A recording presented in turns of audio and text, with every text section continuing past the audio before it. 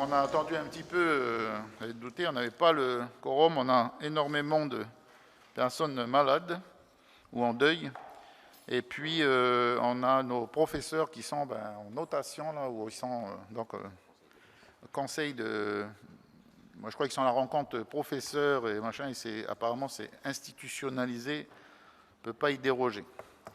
Alors, je remercie du public, la presse, merci, les services.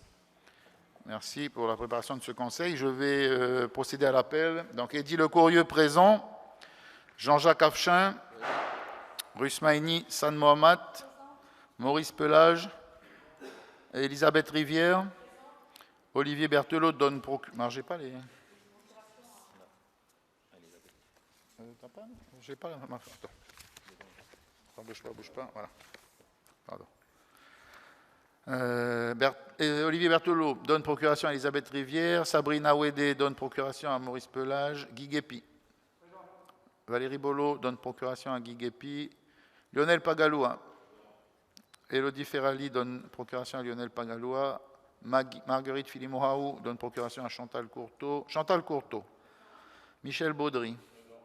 Paul Aoussou donne procuration à Michel Baudry, Nadine Jalabert donne procuration à Rusmaïni San Mohamed, Fémia Motoui donne procuration à Marie-Thérèse Tu, Pierre-Louis Alguérez donne procuration à Sandrine Vantard-Tassipan, Marie-Thérèse Tu, Vaya Frogier, Lolesio Mavaka donne procuration à Georges Tarayaou, Raphaël Tofili donne procuration à Vaya Frogier, Mathieu Goyon, Karl Engela donne procuration à Mathieu Goyon, Yvi Poya, Laure Moreau, Nina Julie donne procuration à Laure Moreau, Michael Leland, Frédéric Parent, Jean-Iréné Boineau, excusez, Romuald Pidgeot, il va arriver, et Emiliana Toutiquian-Blandel donne procuration à Romuald Pidgeot. Voilà. Et Georges Sao. Décidément, j'ai un gros problème. Hein. Il fait exprès. Je ne fais pas exprès. Alors, tout d'abord, je voudrais que se présente le nouveau directeur adjoint de la direction de la DSAP. Allez-y. Merci Monsieur le maire, bonjour à toutes, bonjour à tous. Donc je m'appelle Alain Riviecchio, je suis le nouveau directeur adjoint de la DSAP. Je suis en poste depuis 15 jours, donc très peu de temps. Et voilà, très heureux d'être à la ville du Mont-d'Or. Merci. Merci, bienvenue à vous.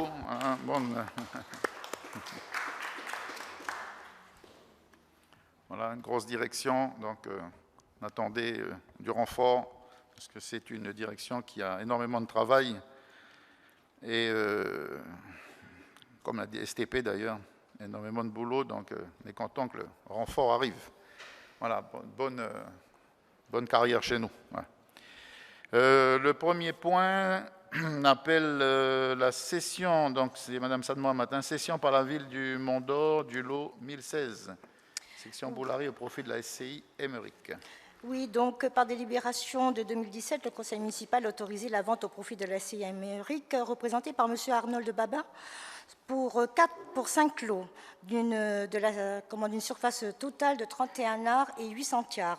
Donc, il est propriétaire des lots limitrophes 71 et 72 du lotissement industriel du Mont-d'Or depuis le 31 mars 2005. Donc, cette transaction foncière devrait lui permettre de régulariser l'occupation sans autorisation du foncier concerné. Mais pour des raisons essentiellement liées au contexte économique, la vente envisagée n'a pas cependant pu aboutir. Donc récemment, M. Babin a de nouveau sollicité la commune en vue de se porter acquéreur, toujours au nom de la SCI, uniquement du lot 1016 de la section Boulari, de 8 arts et 600 tiers, moyennant le paiement de la somme de 4 30 000 francs. La délimitation foncière associée ayant été réactualisée en 2022 et la délibération du 24 mars 2022 ayant abrogé celle de 2017, il est désormais demandé donc, au conseil municipal d'autoriser la cession du lot 2016 au profit de la SCI Émeric et d'habiliter M. le maire ou son représentant à signer tous actes et conventions qui y sont liés. Le projet de délibération a été examiné par la commission des finances le 21 avril 2022. Il n'y a pas eu de débat. Le projet de délibération a reçu un avis favorable de la commission à l'unanimité des membres présents. Je vous remercie. Y a-t-il des interventions sur cette délibération? Pas d'intervention. Donc je vous la lis. Dans son article 1er, la cession au profit de la SCI Emmerich du lot 1016 de la section Boulary d'une superficie de 8 arts, 6 centiards, 6 à la coulée, pour un montant de 4 030 000 francs est autorisé. L'article 2, les frais d'actes correspondants sont à la charge de la SCI Emmerich. Article 3, le maire ou son représentant est habilité à signer tous actes et conventions liés à cette transaction foncière. Article 4, article de recours. Article 5, article d'exécution. Je mets la délibération au vote. Qui est contre, qui s'abstient, avis favorable du Conseil. La deuxième délibération concerne l'acquisition à titre gratuit par la ville du Mont-d'Or des lots territoriaux correspondant aux emprises des routes municipales du Grand Sud. Madame San Mohamed, s'il vous plaît. Oui, donc il s'agit de routes municipales qui sont inscrites dans l'inventaire des voies classées dans le domaine public communal par délibération du conseil municipal de 2007.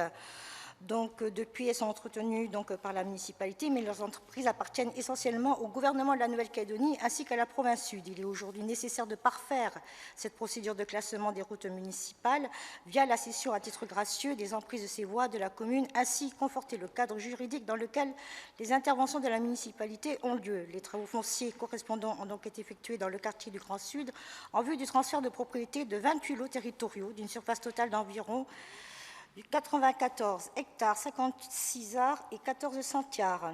Donc, il est désormais demandé au conseil municipal d'autoriser l'acquisition gracieuse de ces lots et d'habiliter M. le maire ou son représentant à signer tous actes et conventions liés à cette transaction foncière. Le projet de délibération a été étudié en commission des finances le 21 avril 2022.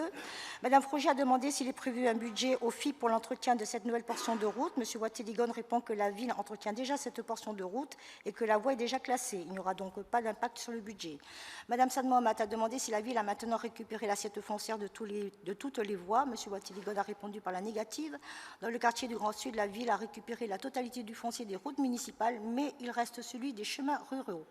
Le projet de délibération a reçu un avis favorable de la commission à l'unanimité des membres présents.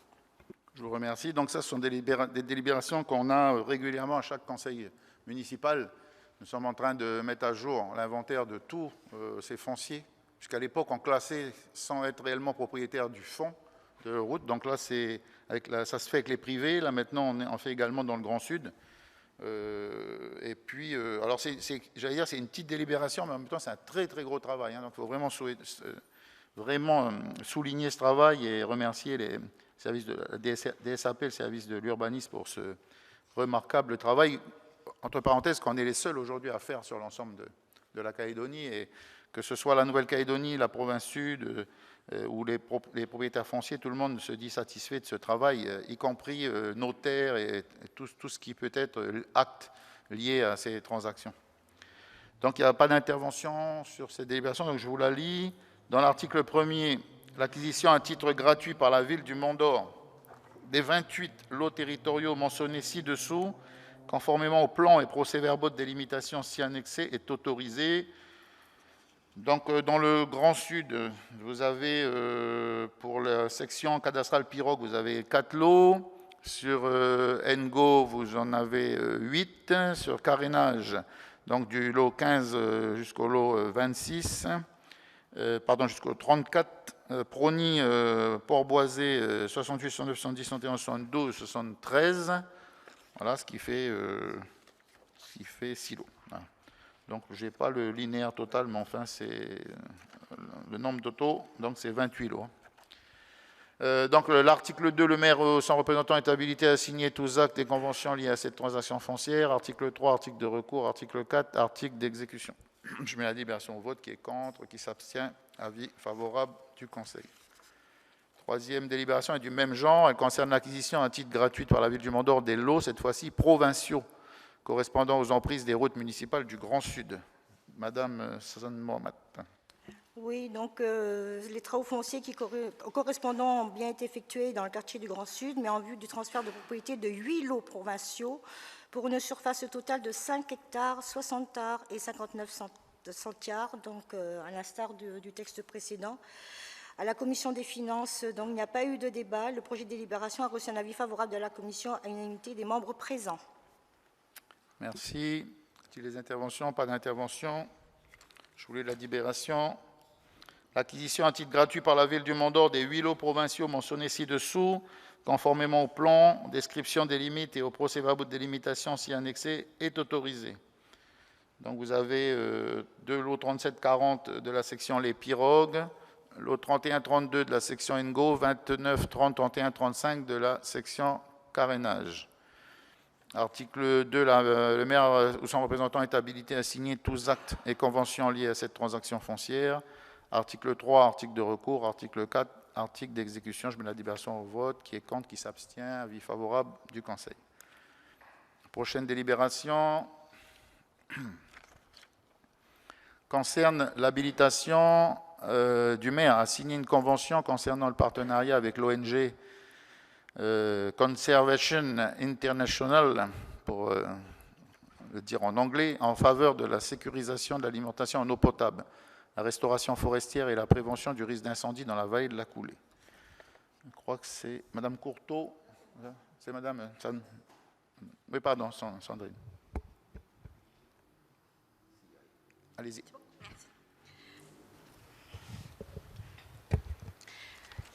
La présente convention a pour objet de formaliser l'accord cadre liant l'intérêt commun de la ville du Mont-d'Or et de la conservation internationale à collaborer, dans un esprit de partenariat à la sécurisation de la ressource en eau potable, la restauration forestière et la présentation du risque incendie dans la vallée de la Coulée.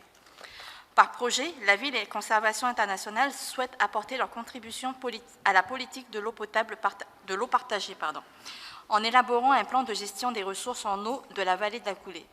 Le but recherché est de sécuriser les 3 ressources du site à une échelle adaptée par la réduction du risque incendie et la régénération naturelle assistée. Dans le cadre de sa mise en œuvre, une phase de diagnostic participatif a été lancée en 2021. À l'issue de ce travail de synthèse, les orientations stratégiques du programme s'articuleront autour de 2 axes prioritaires, la gestion du combustible et la restauration forestière. Ainsi, le projet de délibération prévoit d'habiliter le maire ou son représentant à signer le projet de convention avec Conservation internationale, ainsi que tout acte lié à cette opération. Il n'y a pas eu d'observation émise lors de la commission en date du 12 avril. Merci. Merci. Y a-t-il des interventions sur ce... Donc, on a commencé à travailler avec ces intervenants de l'extérieur, étrangers. C'est vraiment dans le cadre de la restauration de la vallée de la Coulée qui a brûlé il y a quelques années maintenant. Et heureusement qu'on a tous ces participants, y compris les associations environnementales. Donc, le but pour la ville, c'est d'organiser le travail sur cette zone, parce que je crois qu'il y a tout le monde qui a envie de venir y planter un arbre ou faire un... Donc, ce plan-là, également ce partenariat, il vient corroborer un peu tout ce travail qui est fait. Je remercie à ce titre la commission de l'environnement et M. Berthelot qui n'est pas là, parce que là aussi c'est un très très gros travail qui est en train de se mettre en place. Je vous rappelle qu'à terme, la Coulée, ça sera un parc protégé qui s'appellera parc de la Coulée d'ailleurs, où on pourra rentrer qu'en hors période sèche. Voilà. Ça sera interdit de faire du feu.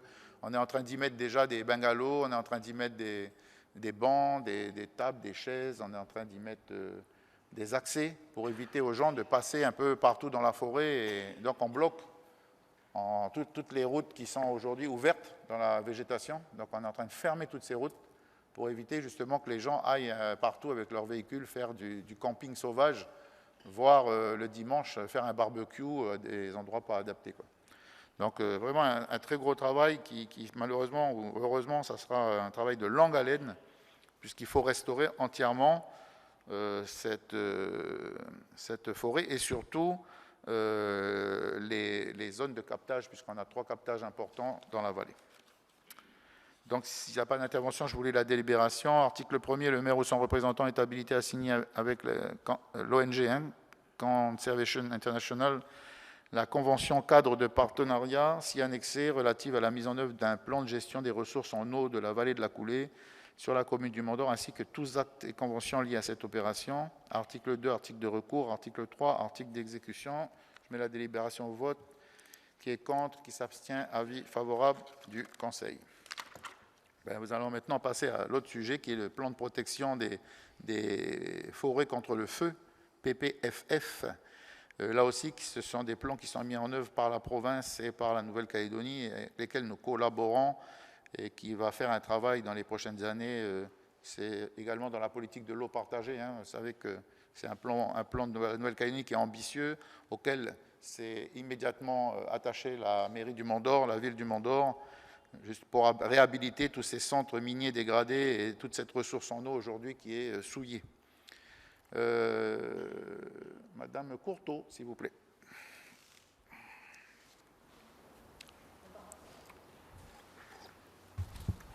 Merci.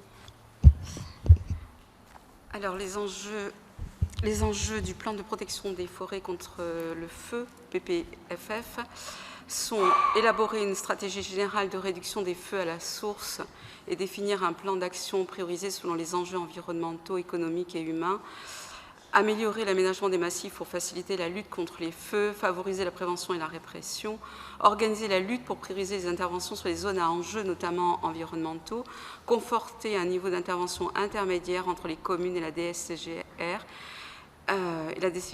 rechercher des financements et développer des synergies avec la société civile. Le PPFF doit répondre également à des objectifs définis ainsi. Dans le domaine de la prévention, les PPF doivent préciser les mesures nécessaires à l'amélioration de la connaissance du risque et contribuer à la diminution du nombre de départs de feux de forêt ainsi que des surfaces brûlées. Les PPFF doivent prévoir la mise en œuvre de mesures préventives de gestion du territoire, débroussaillement, sensibilisation des acteurs locaux. Également, dans le domaine de la prévision, ils doivent contribuer au développement de la veille de l'alerte. Ils identifient les aménagements nécessaires aussi bien à la prévention qu'à la lutte contre les incendies, pistes, points d'eau, cartographie. Et dans le domaine de l'intervention, ils définissent les indices, indicateurs ou critères décisionnels permettant de préciser les actions mises en œuvre par les forces de secours. Ils peuvent également prévoir des actions de facilitation de la lutte, soutien logistique par exemple, ainsi que des actions permettant d'améliorer la réglementation et renforcer la réponse. Le premier PPF de la montagne des sources, vous le voyez sur le plan vert figure 1, a été élaboré en 2016, suivi de celui du Grand Sud, zone rose figure 1, qui sont tous les deux sur la commune du Mont-d'Or.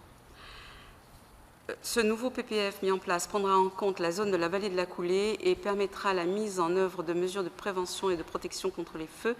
Il est à noter que 80% des feux sont localisés dans les zones en interface habitat-forêt et sont dus au non-respect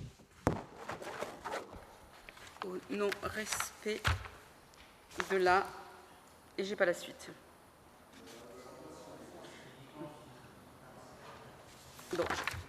Donc je l'ai pas là. Tant pis. Juste rappeler en dernier point que la création de ce PPFF Rivière Bleue, il existe une zone de protection des forêts contre le feu. Donc cette zone s'étendra de Païta à Ayaté. Donc concernera la grande partie de tout le secteur sud. Merci, monsieur le maire. Lors de la commission chargée de l'hygiène, de la sécurité des biens et des personnes et de la cause animale en date du 12 avril, aucune observation n'a été émise par cette commission. Le projet de délibération reçoit donc un avis favorable de la commission à l'unanimité des membres présents. Monsieur le maire. Merci. Y a-t-il des interventions? Pas d'intervention. Je vous lis la délibération. Dans son article 1er, les périmètres des plans de protection des forêts contre les feux, PPFF, de la montagne des sources et du Grand Sud, sont approuvés. Article 2, le périmètre du nouveau plan de protection des forêts contre les feux, PPFF, de la Rivière Bleue est approuvé. Et l'article 3, article de recours, article 4, article d'exécution. Je mets la délibération au vote. Qui contre, qui s'abstient, avis favorable du Conseil. Grand merci au service de l'environnement et de la DS aussi qui travaille sur ces qui travaille sur ces sujets-là. Ce sont des sujets majeurs auxquels on ne pense pas souvent, mais ça va être la problématique de demain. Donc merci. Nous allons passer à la délibération habilitant le maire à verser des subventions en faveur des associations dans le domaine de l'environnement. Donc je crois que c'est Madame Vantard, Tassipan. À vous. Merci. Concernant l'association SOS Mangrove, Madame Souad Mohamed demande si la plantation de plants de palétuviers à Saint-Michel dans le cadre des mesures compensatoires est en cours. M. Martinez répond par l'affirmative. M. Berthelot précise que l'association devait être financée par l'État dans le cadre de cette action qui entre dans le cadre de la construction du lycée du Mont-d'Or. Il semble que cette participation soit remise en cause. Concernant la ville, il ajoute que l'association qui connaît bien le terrain sera sollicitée dans le cadre des mesures compensatoires pour le pôle de sécurité. Madame Julier demande qui de l'État ou de la ville gère les fonds de compensation. Monsieur Levanquet répond que le bureau d'études CAPS a été missionné par la ville pour répondre aux demandes de la province sud en termes de mesures compensatoires pour le projet du pôle de sécurité. La ville travaille avec l'association SOS Mangrove pour réaliser et mettre en œuvre ces mesures compensatoires qui consistent à rétablir le marnage au sein de la mangrove. Madame Julier demande si une convention sera conclue avec l'association. Monsieur Levanquet répond par l'affirmative. L'exécutif propose une subvention de 150 000 francs qui reçoit un avis favorable de la commission. Pas d'observation pour le centre d'initiation à l'environnement qui reçoit un avis favorable pour une subvention de 300 000 francs. Un avis favorable également pour Kalédo Clean, pour Ensemble pour la planète, pour Mokamana. L'association Red Ground sollicite... Pour l'association Red Ground, Madame Julier ne comprend pas pourquoi l'association demande 470 000 et demande si les 25 000 inscrits en dépenses pour leur vide-grenier correspondent à la location du site. Monsieur Martinez répond par la négative. Leur budget prévisionnel manque de clarté et il leur a été demandé d'apporter des précisions, mais sans nouvelles depuis. Monsieur Levanquet précise que la ville leur fournit une aide logistique, par les tivolis, les tables, etc. Il a été demandé à l'association d'apporter des précisions sur son budget prévisionnel 2022, notamment pour une meilleure appréciation des recettes envisagées par le financement de ces charges. Le dossier étant incomplet, il est proposé d'attendre les éléments complémentaires avant de rendre un avis sur cette demande et donc de reporter son examen à une prochaine commission. Merci. Merci. Pour l'association Red Ground, je voulais juste dire que c'est une association qui est jeune, qui commence à fonctionner sur la coulée, qui s'est mise en place après les feux. Donc elle est un peu désorganisée, elle est un peu désordonnée. Néanmoins, on continue à leur donner et du matériel et lorsqu'ils ont besoin pour la logistique pour faire leurs opérations vide-grenier ou autres, donc la ville intervient. Il est certain qu'à la fin de cette année, on leur donnera quelque chose quand même, parce qu'ils sont là dans les opérations de replantation, de reverdissement, de reboisement. Voilà. Donc à nous, on dirait à nos services aussi de les aider à s'organiser. On n'est pas aujourd'hui, on n'a pas trop d'associations environnementales, donc il faut vraiment que la commission, y compris la commission, président de commission, il faut s'attacher à ce qu'on fasse vivre ce vivier associatif. Les interventions. Pas d'intervention? Oui, M. Sao, je vous en prie. Juste une remarque, pourquoi la demande de EPLP n'a pas été suivie? Parce que dans le rapport de la commission, on dit juste que c'est l'exécutif qui propose 50 000 francs, sans motiver cette proposition. Merci. Oui, pas là, M. Berthelot, la commission a émis un avis favorable, donc si quelqu'un de la commission... Alors, EPLP... Ah oui, je vais répondre.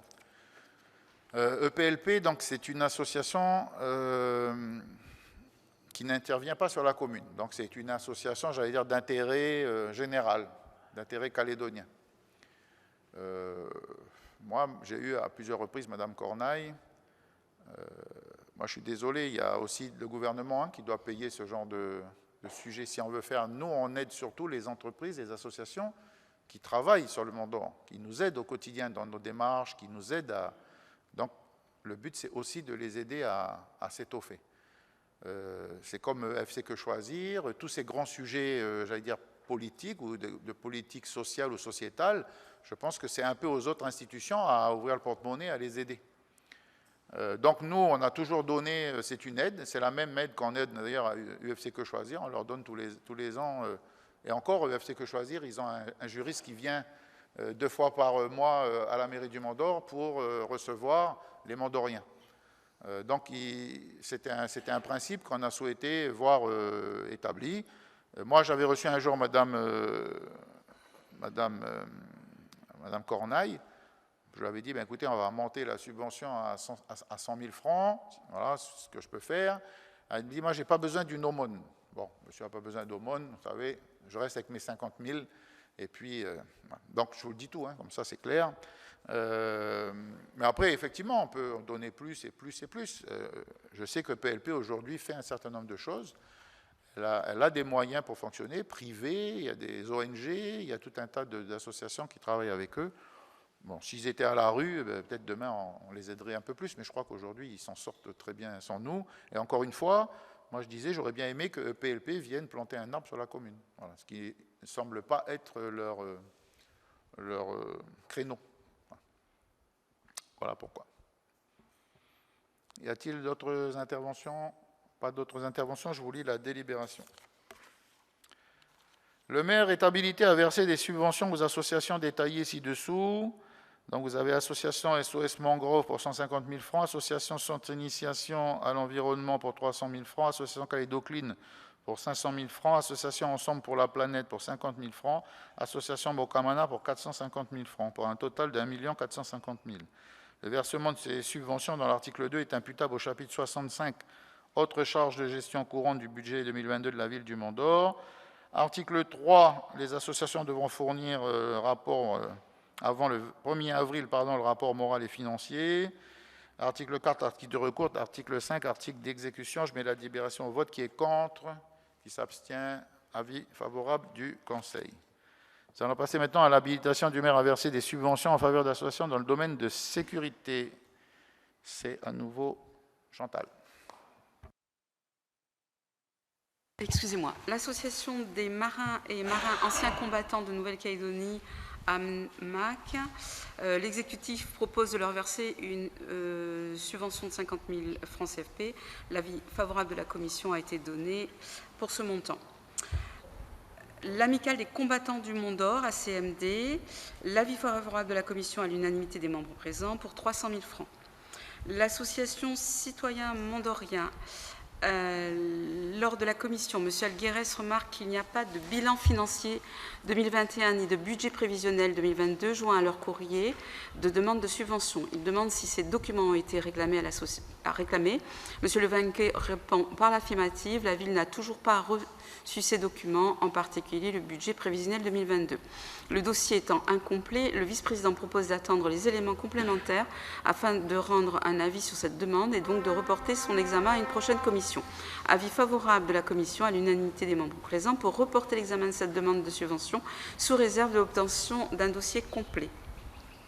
Ensuite, l'association Le Souvenir Français. Lors du débat de la commission, Mme Courteau demande s'il s'agit d'une première demande de l'association. M. Levanquet répond par la négative. De mémoire, l'association avait demandé une subvention en 2020. L'année dernière, soit l'association n'a pas fait de demande, soit elle l'avait écrit pour nous informer que la subvention versée en 2020 était suffisante. Après vérification, l'association avait bien demandé et perçu une subvention de 50 000 francs en 2021. La commission donne un avis favorable à l'unanimité des membres présents pour 50 000 francs. L'association des jeunes sapeurs-pompiers du Mont-d'Or, JSPMD, l'exécutif propose de verser une subvention de 250 000 francs. M. Parent est d'avis de leur verser la somme demandée, soit 280 000 francs, puisqu'il s'agit de frais d'inscription. Mme Courteau demande si 14 JSP est un quota annuel. M. Bonnard répond par la négative. M. Levanquet ajoute que la ville a toujours soutenu cette association et qu'elle est à l'origine de sa création. Le chef de corps de l'époque avait œuvré pour l'installation et l'organisation de la structure. La ville a également doté le centre d'incendie et de secours d'un véhicule, notamment pour permettre le transport des jeunes sapeurs-pompiers dans le cadre de leur formation et mission. La commission donne un avis favorable à l'unanimité des membres présents pour 280 000 francs. Amicale des sapeurs-pompiers du Mont-d'Or, ASPMD, l'avis favorable de la commission a été rendu à l'unanimité des membres présents pour la somme de 250 000 francs CFP. Voici l'objet de la délibération. Je vous remercie. Y a-t-il des interventions? Pas d'intervention sur cette délibération, donc je vous la lis. Dans son article 1er, le maire est habilité à verser les subventions aux associations ou organismes détaillés ci-dessous. Association des marins et anciens marins combattants de Nouvelle-Calédonie, l'AMAC, 50 000 francs, l'amicale des combattants du Mont-d'Or, la CMD pour 300 000, l'association Souvenir Français, 50 000, L'Association des jeunes sapeurs-pompiers du Mont-d'Or, JSPMD 280 000, l'Association des sapeurs-pompiers du Mont-d'Or, ASPMD 250 000 pour un montant total de 930 000 francs. Article 2, le versement de ces subventions est imputable au chapitre 65. Article 3, article qui concerne le rapport moral et financier. Article 4, article de recours. Article 5, article d'exécution. Je mets de la délibération au vote qui est contre, qui s'abstient. Avis favorable du Conseil. Je vous remercie. Nous passons maintenant à l'habilitation du maire à signer une convention avec l'association pour l'accès aux droits et l'aide aux victimes, la DAVI. Madame Gourdeau. En 2021, la DAVI a réalisé ses permanences dans la commune du Mont-d'Or comme suit. Une permanence hebdomadaire les lundis de 12h à 16h au pôle des solidarités situé à Boulary. Une permanence bimensuelle les premiers et troisièmes vendredis du mois de 8h à 12h à la mairie annexe de Ploum. Au 31 octobre 2021, ce sont 397 personnes qui ont été reçues, 290 personnes à la permanence de Boulary et 107 à celle de Ploum. La DAVI a également animé un stand d'information lors de la journée internationale de lutte contre les violences faites aux femmes le 25 novembre 2020. Les observations lors de la commission chargée de l'hygiène publique, de la sécurité des biens et des personnes et de la cause animale en date du 12 avril 2022, M. Levanquier souligne le soutien régulier de la ville en faveur de cette association, ce qui lui permet une fiabilisation de la ressource et une consolidation de leurs actions. L'association a aidé de nombreux administrés de la commune. Le projet de délibération reçoit un avis favorable à l'unanimité des membres présents. Tel est le projet de délibération soumis à votre Assemblée.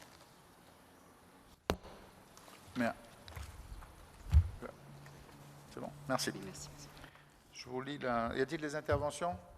Donc la DAVI en est une des rares communes à continuer à verser l'entièreté de la subvention qu'on a donnée depuis le début.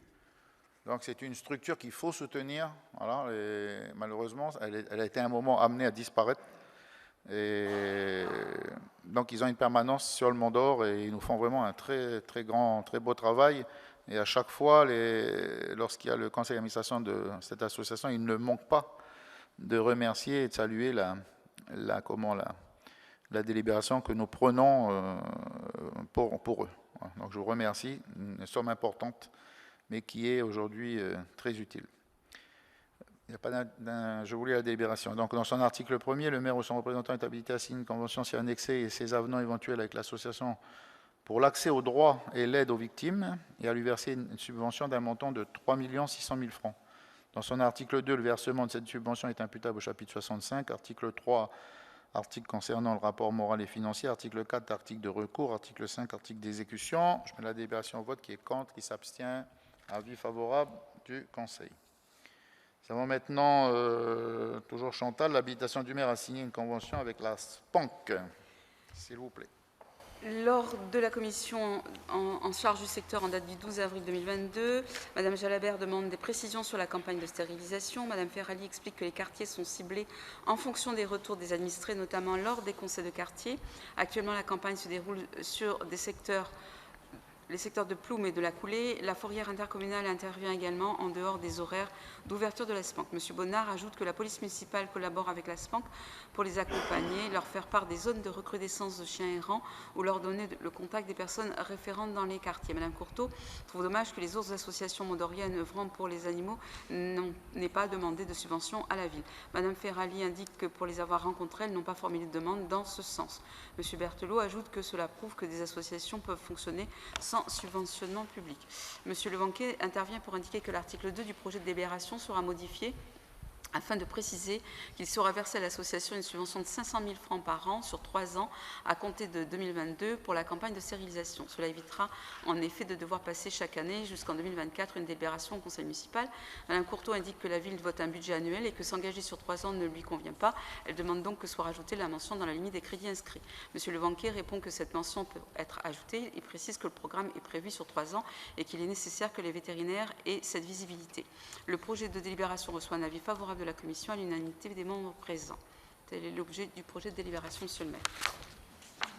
Merci. Y a-t-il des interventions? Pas d'intervention. Donc je vous lis la délibération.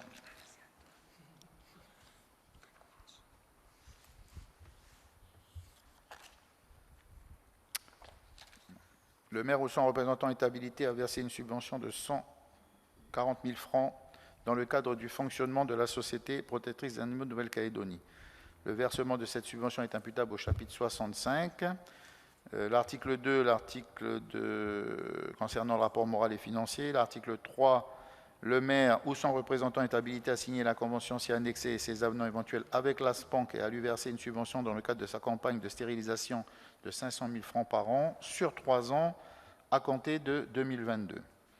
Et le versement de cette subvention est imputable au chapitre 67, comme l'a souligné Mme Courteau, du budget de la ville dans la limite des crédits inscrits. Article 4, article de recours. Article 5, article d'exécution. Je mets cette délibération au vote. Qui est contre, qui s'abstient. Avis favorable du Conseil. Donc là, un gros travail de la Commission des sports. Donc nous allons travailler sur la demande de subvention en faveur d'associations dans ce domaine. C'est Michel Baudry, s'il vous plaît. Oui, Monsieur le maire. Alors, Mme Poya indique que lors des dernières commissions environnement et sécurité, les commissaires ont reporté l'examen des demandes dont les dossiers étaient incomplets. Dans le domaine des sports, certains dossiers ne sont pas complets. Elle demande alors si le même principe sera appliqué. M. Bonbon explique que certaines associations ne sont pas alors familiarisées avec la nouvelle procédure et que le dernier confinement ne leur a pas permis d'organiser leur assemblée générale. Toutefois, il assure sur le fait que le service relance régulièrement les associations concernées. M. Cartigiani rappelle que la perspective était d'inscrire l'attribution de toutes les subventions au conseil municipal portant sur le vote du budget. Comme relevé lors de la dernière commission des finances, la ville n'a pas pu obtenir l'ensemble des demandes, expliquant ainsi que l'examen des dossiers ait été repoussé pour le conseil municipal du mois de mai. Effectivement, les associations n'ont pas encore eu le temps de s'adapter à cette nouvelle procédure. Il rappelle également l'objectif de voter au plus tôt dans l'année les subventions aux associations afin qu'elles puissent engager rapidement leurs actions, ce qui implique que tous les éléments financiers ne soient pas disponibles si tôt dans l'année, car au moment du dépôt de leur demande, les associations n'ont pas encore arrêté leur compte. Les services continuent toutefois de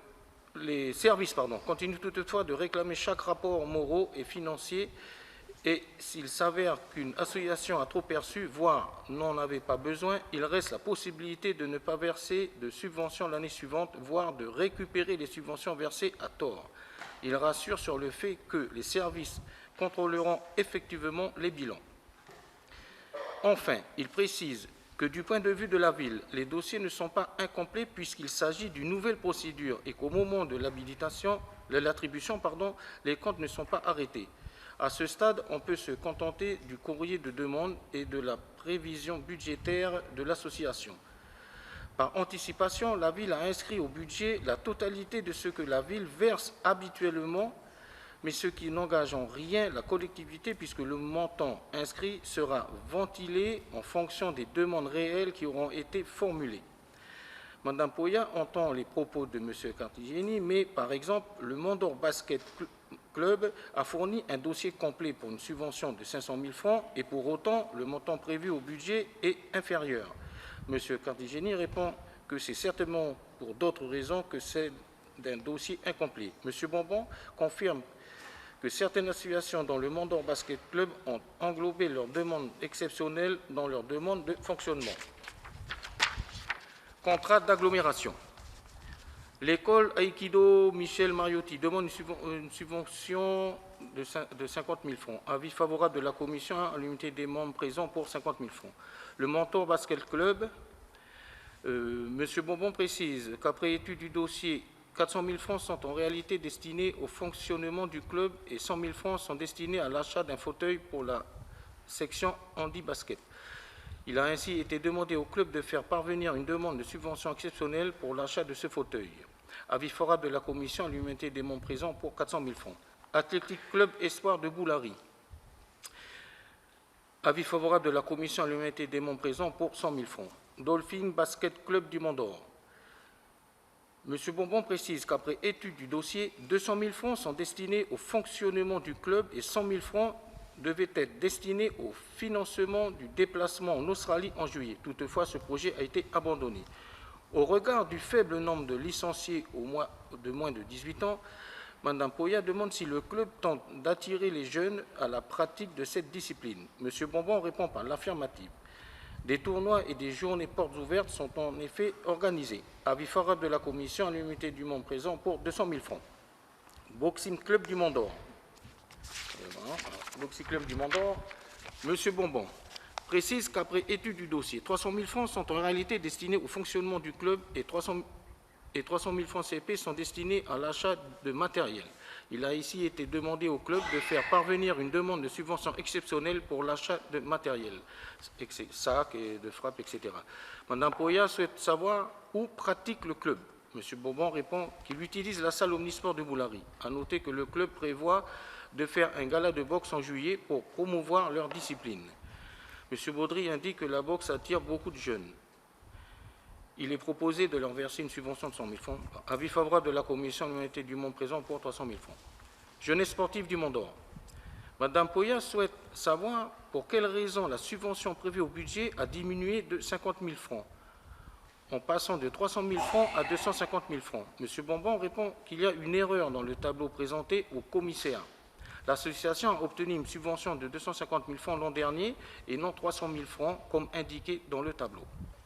M. Bonbon précise qu'en décembre 2021, 3 jeunes ont participé au championnat Interpol en France et que 5 jeunes intégreront un pôle espoir en France. C'est donc un club formateur pour les jeunes. Avis favorable de la commission à l'humanité du monde présent pour 300 000 francs. Kinshin Dojo. Avis favorable de la commission à l'humanité du monde présent pour 50 000 francs. New Caledonia Kyoto Association. M. Bonbon précise que l'association sollicite une subvention supérieure à ce qui est attribué actuellement, plus 25 000 francs, car elle souhaite acheter des équipements pour stocker leur matériel, étagères, etc. Mme Poya pense qu'il faut être vigilant, notamment lorsque les pratiques sportives génèrent peu de licenciés. En effet, l'association concernée n'a que 12 licenciés. M. Bonbon précise que la discipline est peu connue, mais que l'association participe à la fête du sport pour promouvoir leur activité. Mme Poya remarque que le siège social de l'association est basé à Nouméa. M. Bonbon indique que les membres pratiquent au terrain de tir à l'arc de Boulari tous les dimanches. Avis favorable de la commission à l'humanité des membres présents pour 50 000 francs. Club hippique La Cravache. Mme Poya souhaite savoir ce que la ville apporte comme aide, en dehors de la subvention. En effet, il lui semblait que la commission réalisait l'attente de leur gazon. M. Bonbon répond que le club entretient lui-même le terrain. Il est à noter que le club emploie un palefrenier depuis l'an dernier, qu'il fait appel à un maréchal ferrant et que la directrice gère les ateliers. C'est un club dynamique qui propose aussi de nouvelles activités. Le vice-président tient à souligner la hausse des licenciés de moins de 18 ans. Avis favorable de la commission à l'humanité des membres présents pour 1 million. Mont d'Or Gym. M. Baudry remarque une augmentation de 75 000 francs par rapport à la subvention de l'année dernière. M. Bonbon explique que le club emploie une nouvelle éducatrice. Mme Poya est favorable à leur verser le montant demandé compte tenu de son ancienneté et de l'augmentation du nombre de licenciés chaque année. Avis favorable de la commission à l'humanité du monde présent pour 300 000 francs. Mont d'Or Natation. M. Bonbon explique la baisse de licenciés en 2020 car le fait que le confinement et l'année dernière a retardé l'ouverture. Toutefois, l'association relance une dynamique autour de ses actions pour augmenter le nombre de licenciés et a également fait appel à un nouvel éducateur. M.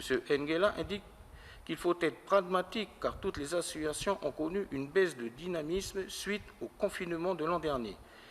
Il faut les aider à se relancer, bien que l'association concernée demande le double de ce qu'elle avait eu l'année dernière. M. Bonbon explique l'augmentation par l'achat de matériel pédagogique et l'organisation des compétitions. Toutefois, leurs besoins réels en fonctionnement s'élèvent à 450 000 francs CFP, notamment pour payer les 3 éducateurs. M. Baudry précise que la natation attire du monde. M. Leland indique que 2 Mondoriens sont qualifiés pour les championnats d'Europe. Il est proposé de leur verser une somme de 450 000 francs. Avis favorable de la commission à l'unanimité des membres présents pour 450 000 francs. Sakura Dojo. Madame Poya demande des précisions sur cette discipline. Monsieur Bonbon répond qu'il s'agit du chambara, comme de l'escrime, mais avec des épées en mousse. La conseillère municipale souhaite savoir où ce sport est enseigné. Monsieur Bonbon répond que l'association occupe la salle d'escrime de Boulari. Avis favorable de la commission à l'humanité du membre présent pour 100 000 francs. Club tennis de table du Mont d'Or. Madame Poya demande si le club continue de dispenser des cours dans la partie sud de la commune. Monsieur Bonbon répond par l'affirmative, plus précisément à la briqueterie.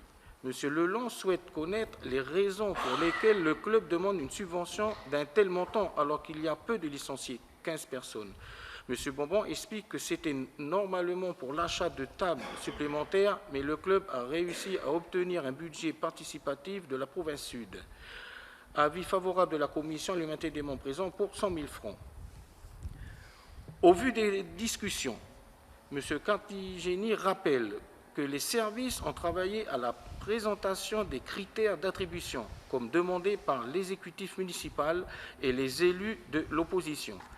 Bien qu'une souplesse soit laissée aux élus sur le montant de la subvention, il serait dommage de ne pas en tenir compte, puisque cela remettrait en cause la justesse et la répartition des subventions entre les associations. Comme évoqué en commission culture, M. Leland souligne que ce nouveau fonctionnement permet d'avoir une vision globale et éclairée, mais également un réel échange dans la prise de décision.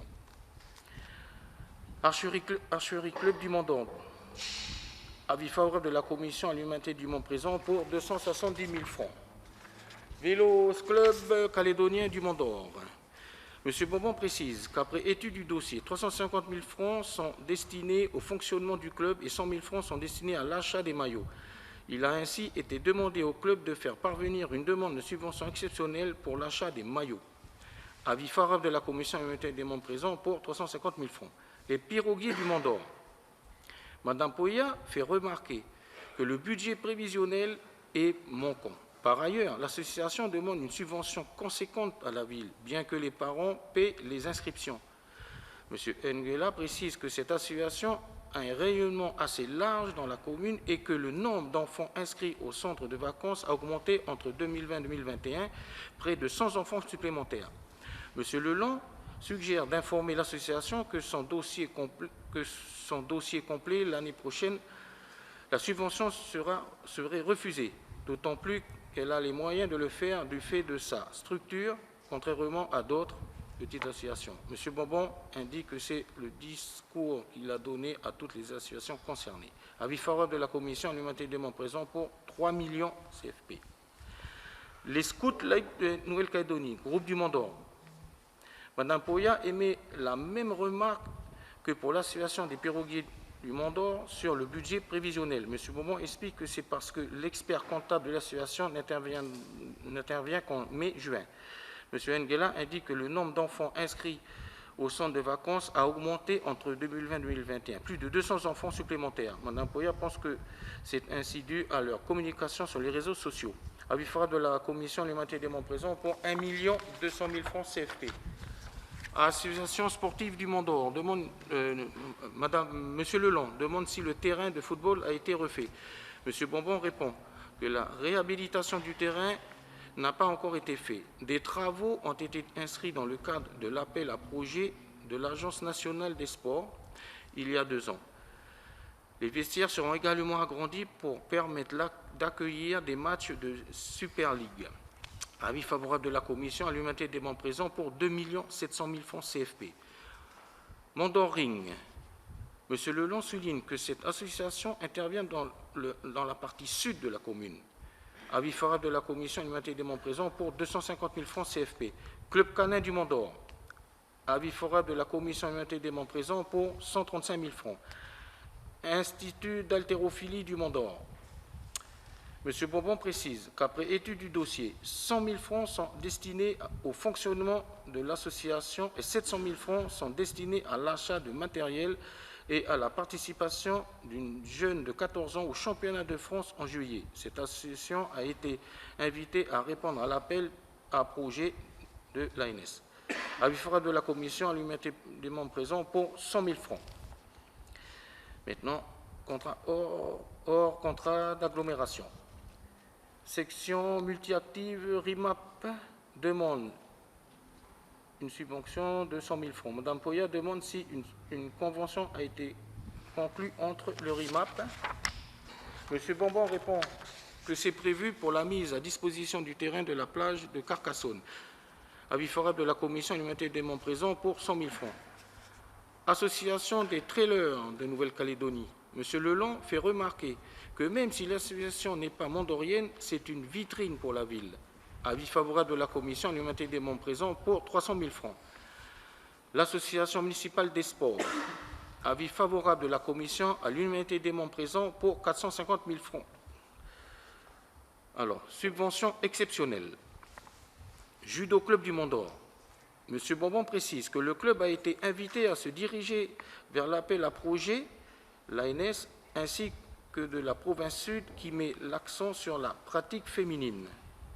Avis favorable de la commission des membres présents pour 100 000 francs. Athletic Club Espoir de Boulari. Monsieur Bonbon indique que le club a été invité à déposer un dossier dans le cadre du fonds d'échange à but éducatif, culturel et sportif et à se tourner vers l'OMS dont l'une des missions est de soutenir le sport de haut niveau. Madame Poya fait remarquer que l'athlète qui a été subventionné l'an dernier n'avait pas porté la tenue et l'effigie de la ville, casquette, t-shirt. Il est proposé de leur verser une subvention de 100 000 francs. Avis favorable de la commission à l'humanité des membres présents pour 100 000 francs. Jeunesse sportive du Mont d'Or handball. M. Bonbon précise que l'association a été invitée à solliciter une aide auprès de l'OMS, de la Ligue et de la FEBEC. Avis favorable de la commission à l'unanimité des membres présents pour 100 000 francs. New Caledonia Kyoto Association. M. Leland indique que le montant demandé est élevé par rapport au nombre de licenciés, 12 adhérents, d'autant plus que le matériel doit être changé au bout de 4 ans. Avis favorable de la commission à l'unanimité des membres présents pour 50 000 francs. Club hippique La Cravache. M. Bonbon indique que le club a été invité à s'orienter vers l'appel à projet de l'ANS. M. Leland fait remarquer que le club bénéficie déjà d'une subvention de fonctionnement de 1 million CFP et que l'an dernier, une subvention exceptionnelle de 600 000 francs a été octroyée pour l'achat de 3 poneys. M. Nguela propose d'attendre la réponse de l'ANS qui pourrait probablement prendre en charge une partie du projet et d'inviter le club à reformuler une demande dans le courant de l'année qui serait moins conséquente.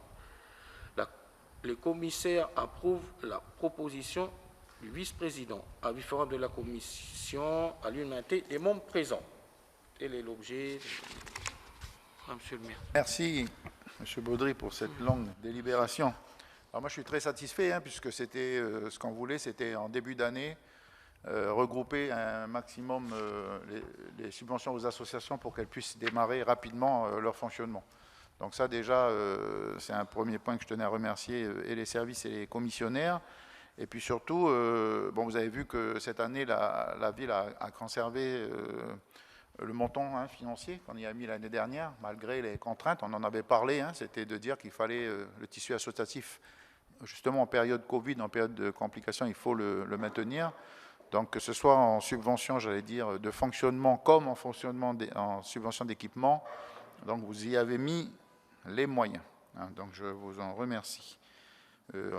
30, je crois 28 ou 30 délibérations, 30 associations, donc c'est un très beau travail. Et puis je crois que ça a été remarqué, c'est beaucoup plus facile de faire un travail quand il y a toutes les associations, c'est plus facile de comparer les associations les unes envers les autres et essayer de trouver un point d'équilibre, sachant que, effectivement, le nombre de licenciés, c'est un point important. On en a parlé déjà, mais il y a aussi la multiplicité des sports. Il y a des sports nouveaux qui aujourd'hui ne font pas recette, mais qui seront demain. Puis je crois que c'est ce qui fait un peu la richesse du Mont d'Or. C'est pour ça qu'on est ville sportive active, c'est parce qu'on a ce panel de sports sur notre commune.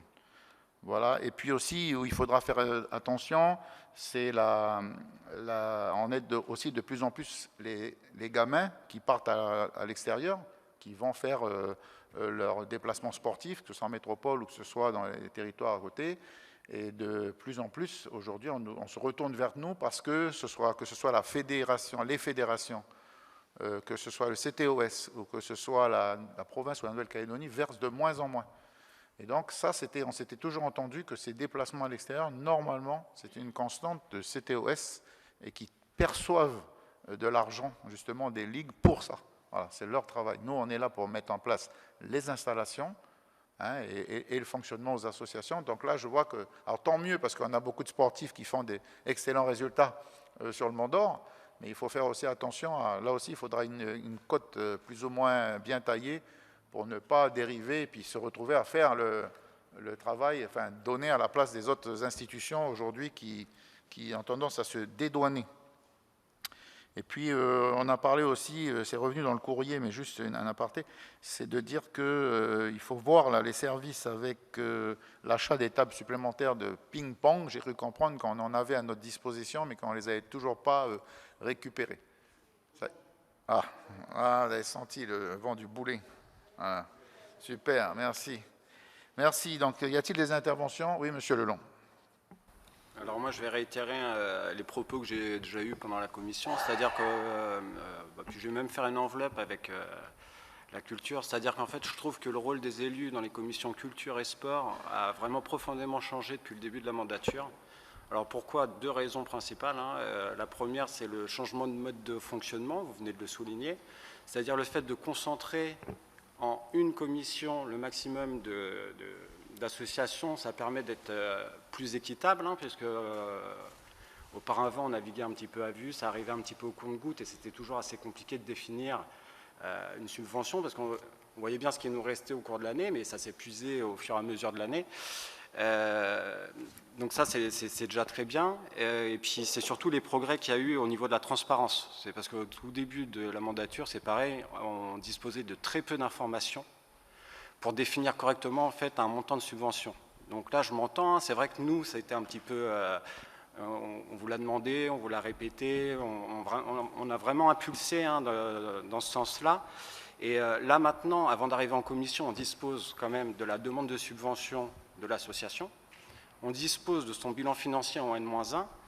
Et là, la grande nouveauté sur la dernière commission, c'est qu'en fait, et c'est pour ça aussi que je voulais faire un clin d'œil donc à M. Cartegini et à ses services, on dispose d'un document mais qui est tout à fait remarquable. Je me suis penché dessus et j'imagine le travail conséquent, donc je tenais à vous féliciter.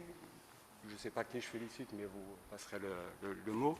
Et ce qui permet, je pense, et puis on pourrait demander aussi, même aux collègues de la majorité, d'être plus équitable et aussi d'avoir des débats plus constructifs. On n'est plus là à se crêper le chignon, vu qu'on n'avait pas d'éléments, et je trouve qu'on est plus juste et on va vraiment dans le bon sens. Donc voilà, quand on est en désaccord, on le dit, et puis là, quand ça va dans le bon sens, il faut le souligner aussi. Merci. Merci au service d'avoir précisé le trait. Bien, même si on voit que ça ne change pas beaucoup, puisque les commissionnaires suivent parfaitement l'avis de service, mais c'est vrai que c'était important de traiter le sujet différemment. Y a-t-il d'autres interventions? Oui, alors, je ne me suis pas amusé à expliquer le tableau critérié, mais qui est très bien fait. Effectivement, ça reste un outil. Après, il y a l'humain, il y a les débats, mais vraiment, non, je remercie les services d'avoir été dans ce sens-là. Voilà, merci à eux. Ils en sont remerciés. D'autres interventions? Je vous lis la délibération. Donc, l'article 1er, le maire est habilité à verser des subventions aux associations organismes détaillés ci-dessous. Alors, École Aikido Michel Mayotte, 50 000. Mont-d'Or Basket Club, 400 000. Athlétique Club Espoir de Boulari, 100 000. Dolphin Basket Club du Mont-d'Or, 200 000. Boxing Club du Mont-d'Or, 300 000. Jeunesse sportive Mont-d'Or Handball, 300 000. Kenshin Dojo, 50 000. New Caledonia Kyodo Association, 50 000. Club hippique La Cravache, 1 million. Mont-d'Or Gym, 300 000. Mont-d'Or Natation, 450 000. Sakura Dojo, 100 000. Club tennis de table Mont-d'Or, 100 000. Archerie du Mont-d'Or, 270 000. VCC du Mont-d'Or, 350 000. Association Les Piroguets du Mont-d'Or, 3 millions. Scout laïque de Nouvelle-Calédonie, groupe du Mont-d'Or, 1 200 000. Association sportive du Mont-d'Or SMD, 2 700 000. Association Mondor Ring, 250 000. Club Canin du Mondor, 135 000. Institut océanien d'haltérophilie, 100 000. Section multi-activité RIMAP CSANC, 100 000. Pardon. ASD Trailer de Nouvelle-Calédonie, 300 000. Association municipale des sports du Mondor, 450 000. Judo Club Mondor, 100 000.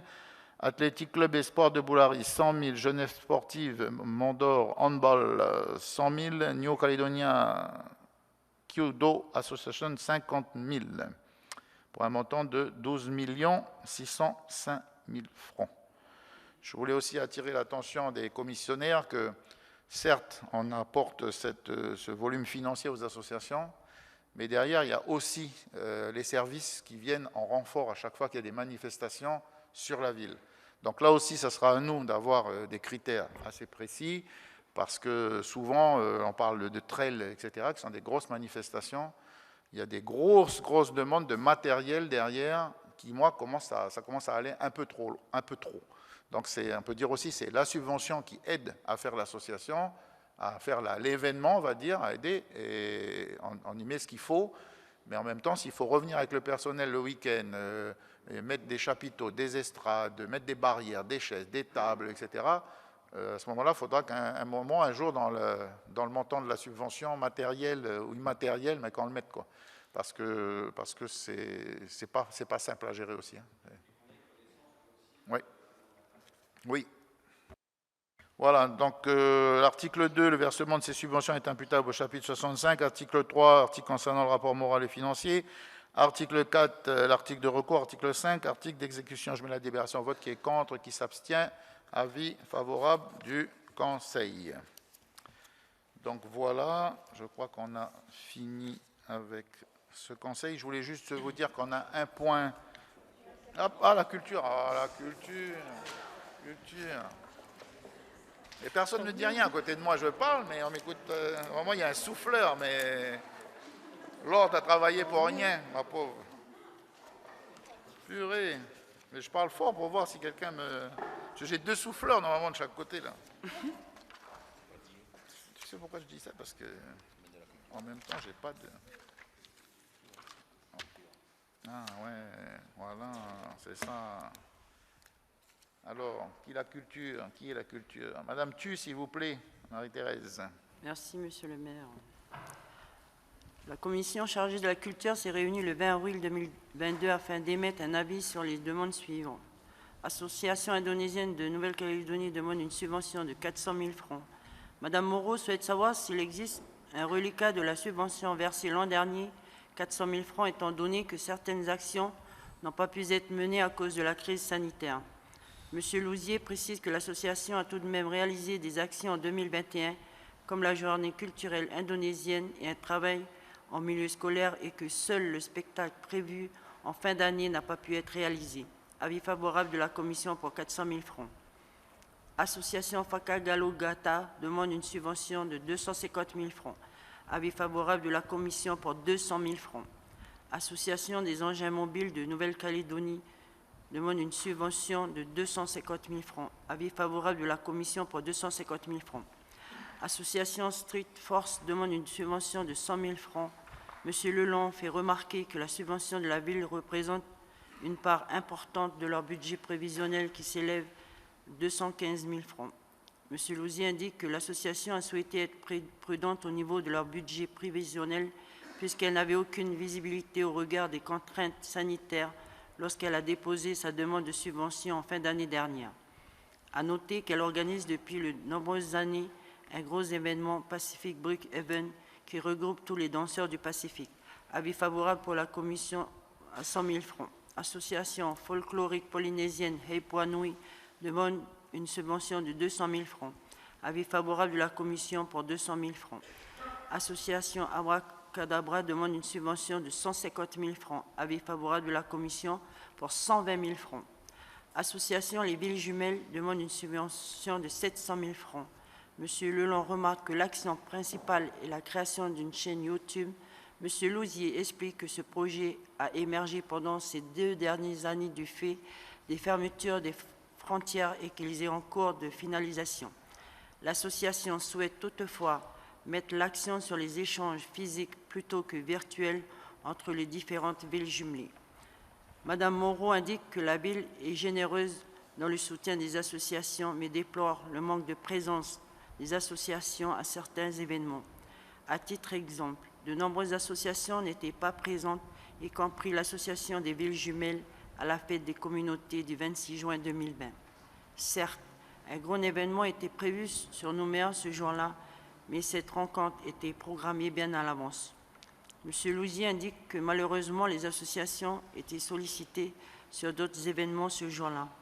En dehors de la commune, pour des prestations de danse notamment, il rassure que le fait que les associations sont très actives et ne manquent généralement aucun rendez-vous et participent aux actions bénévolement. L'association des villes jumelles est moins visible de façon récurrente qu'une autre association proposant des spectacles de danse.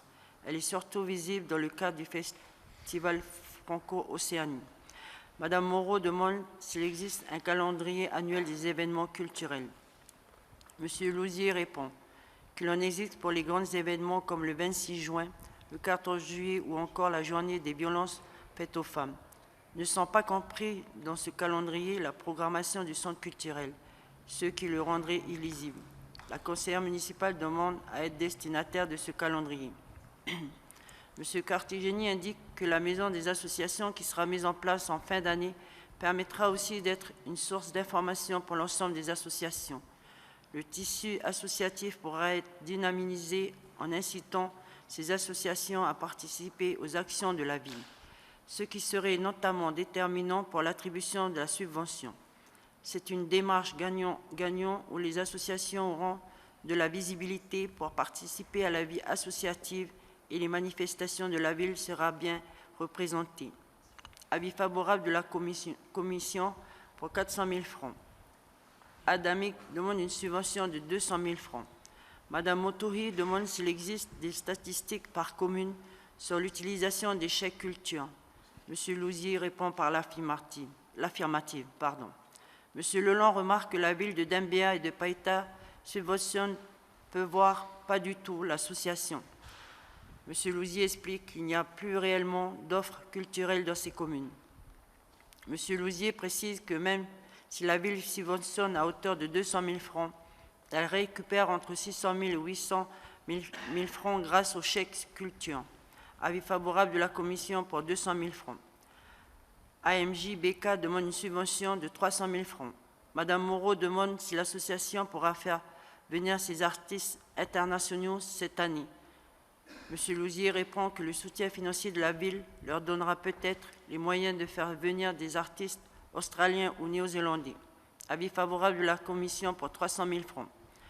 Association divers sites demande une subvention de 120 000 francs.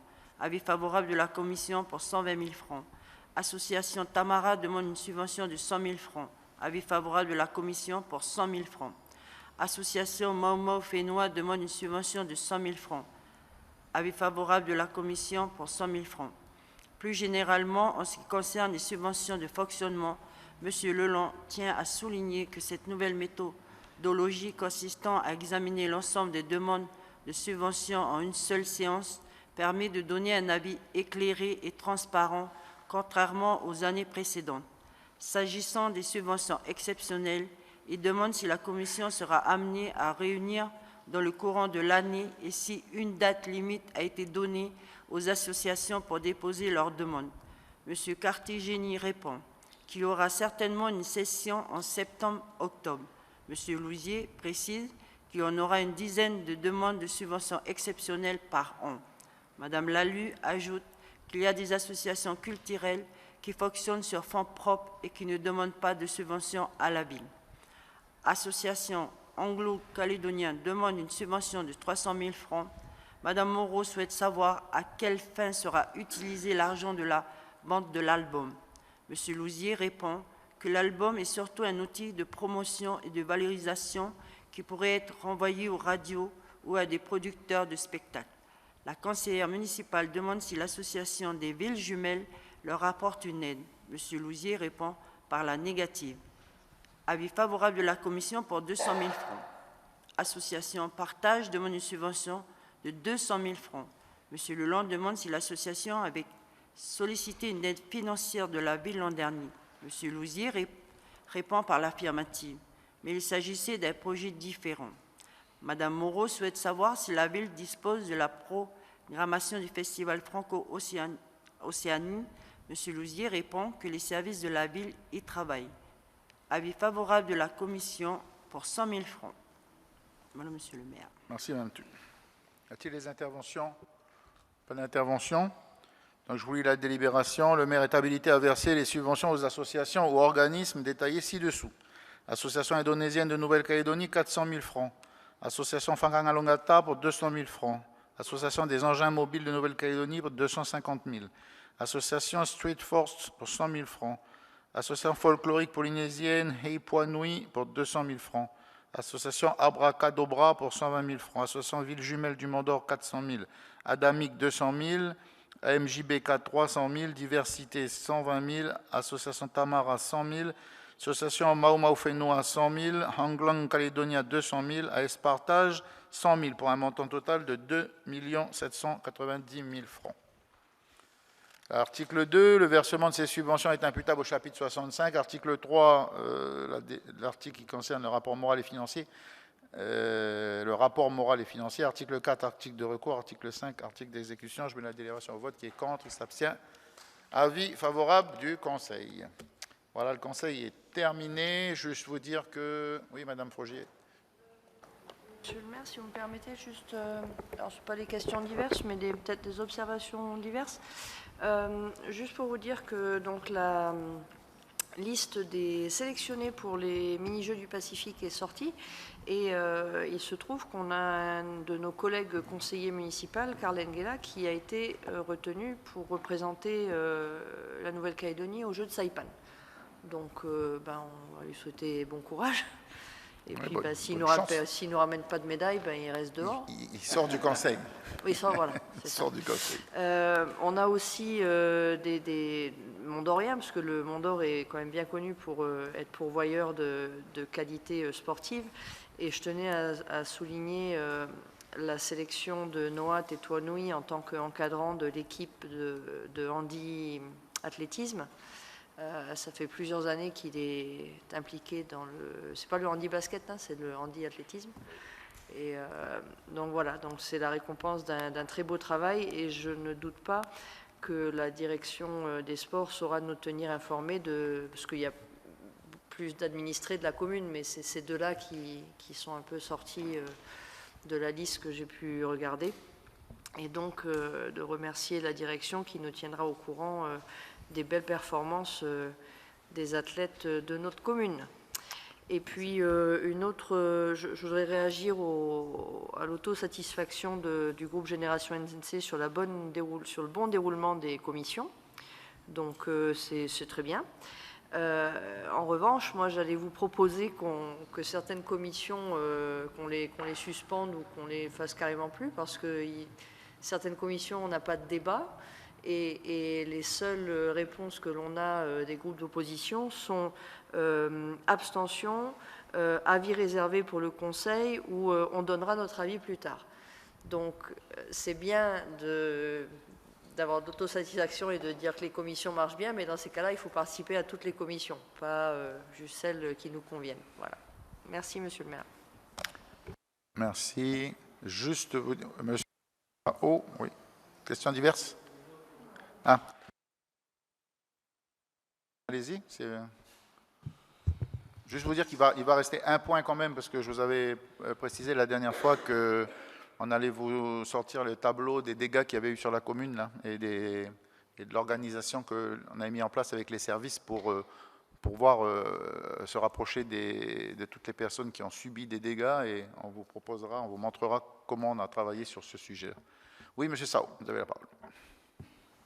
Oui, merci Monsieur le maire. Je voudrais profiter de l'occasion pour remercier les collègues qui se sont dévoués lors des élections présidentielles pour la tenue des bureaux de vote. Lors du second tour des présidentielles, il y a une remarque il y a une question qui a été posée par l'ensemble des personnes qui ont tenu le bureau 23. auquel je faisais partie.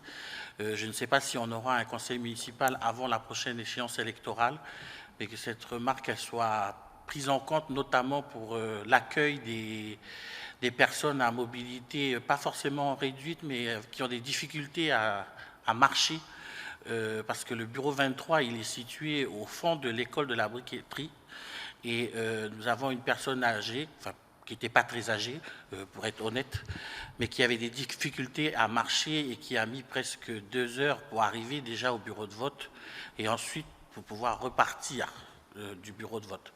Donc on a écrit une question dans le cahier qui était à disposition justement des personnes pour le bureau de vote, pour essayer de rapprocher un peu plus le bureau 23 de la sortie, de façon à ce que ces personnes qui font l'effort, déjà que le taux d'abstention a connu un record encore cette année en Nouvelle-Calédonie, donc pour ces personnes qui se motivent à faire leur devoir de citoyen, il serait bon qu'on essaye d'accueillir au mieux ces personnes qui veulent accomplir leur devoir de citoyen. Et comme on a bientôt des échéances, on a vu que ce soir, ça a déjà commencé, le débat sur les futures législatives. Il faut qu'on soit prêt à accueillir ces futurs citoyens. Merci, monsieur le maire. Okay, alors, juste vous dire que on essaye toujours de mettre les bureaux les plus proches, mais en même temps, c'est un certain nombre de... Certains, c'est les cantines, donc là, on va dans les cantines quand on en a.